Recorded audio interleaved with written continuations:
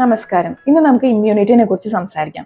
ഇന്ന് മാർക്കറ്റിൽ അവൈലബിൾ ആയിട്ടുള്ള ഹെൽത്ത് ഡ്രിങ്ക്സ് അല്ലെങ്കിൽ പാക്കേജ് ഫുഡിനൊക്കെ ഒപ്പം കേൾക്കുന്ന ഒരു വാക്കാണ് ബൂസ്റ്റ് ഇമ്മ്യൂണിറ്റി എന്ന്. ഒരു ഡോക്ടർ എന്ന നിലയിൽ ഞാൻ ഉറപ്പ് പറയാം, ഇമ്മ്യൂണിറ്റി കൂട്ടാൻ അങ്ങനെ ഒരു മാജിക് ഷോട്ട് ഒന്നുമില്ല.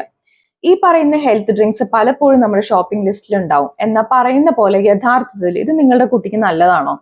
വൈറ്റമിൻസ്, മിനറൽസ് ഒക്കെ ഉണ്ടെന്ന് പറഞ്ഞാലും അതിൽ ഷുഗർ കണ്ടന്റ് ധാരാളം ഉണ്ടാവും. ചിലപ്പോൾ ഒരു കോളയിലുള്ള അത്ര അളവിൽ തന്നെ ഉണ്ടാവും.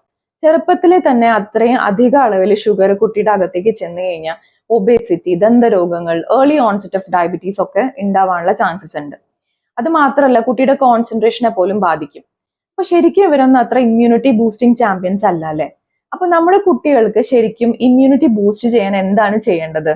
അതിനാദ്യം ഇമ്മ്യൂണിറ്റി എന്താണെന്ന് നോക്കാം. നിങ്ങളുടെ കുട്ടിയുടെ ശരീരം ഒരു ഫോർട്ടായിട്ട് അല്ലെങ്കിൽ ഒരു കോട്ടയായിട്ട് സങ്കല്പിക്കാം.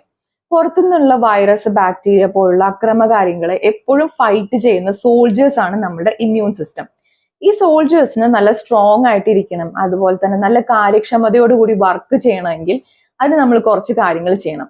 ആദ്യത്തേതാണ് ബാലൻസ്ഡ് ഡയറ്റ്. വൈറ്റമിൻസും മിനറൽസും ആന്റി ഓക്സിഡൻസും ഒക്കെ നിറഞ്ഞ നല്ല കളർഫുൾ ആയിട്ട് ഫ്രൂട്ട്സും വെജിറ്റബിൾസും ഒക്കെ കുട്ടിക്ക് നല്ലോണം കൊടുക്കണം. നെക്സ്റ്റ് വൺ എക്സസൈസ് ആണ്.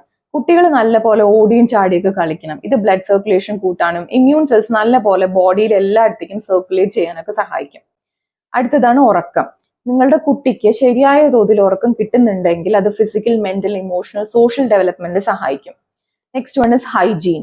കൈകൾ ഇടയ്ക്കിടയ്ക്ക് കഴുകുന്നത്, തുമ്മുമ്പോഴും ചുമയ്ക്കുമ്പോഴും ടവൽ യൂസ് ചെയ്യുന്നതൊക്കെ ജേംസിനെ അകറ്റി നിർത്താൻ സഹായിക്കും. നിങ്ങളുടെ കുട്ടിയുടെ മൊത്തത്തിലുള്ള ആരോഗ്യത്തിന് ഒരു സ്ട്രോങ് ഫൗണ്ടേഷൻ ഉണ്ടാക്കുന്ന ഹാബിറ്റ്സ് ആണ് ഇതൊക്കെ. നമ്മുടെ കുട്ടികൾക്ക് യഥാർത്ഥ പോഷണവും കളിയും സ്നേഹവും ഒക്കെയാണ് ആദ്യം മുതൽ തന്നെ കൊടുക്കേണ്ടത്. എന്തെങ്കിലും സംശയങ്ങളോ ആശങ്കകളോ നിങ്ങൾക്കുണ്ടെങ്കിൽ ചോദിക്കാൻ മടിക്കേണ്ട.